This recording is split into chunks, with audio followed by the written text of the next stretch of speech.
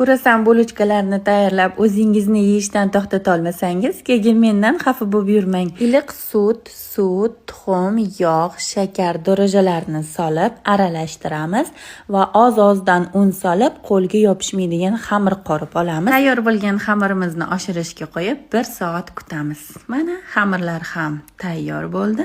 Endi kichkina zuvalachalar qilib unga bo'lib olasizlar.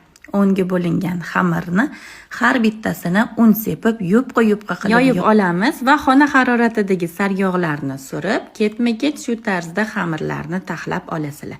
Tayyor bo'lgan xamirimizni eng ustki qavatiga sariyog' surilmaydi. Qavat xamirimizni katta qilib yoyamiz va videoda ko'rsatilgandek qilib kesasizlar. Orasiga xohishga ko'ra Nutella, jem, murabbo, mak, xohlagan narsalarni qo'yib dumaloq qilib o'rab, ustiga tuxum sarig'ini surib 180 gradusda pishirib olamiz. Video sizlarga yoqqan bo'lsa, like va kommentariy qoldiringlar.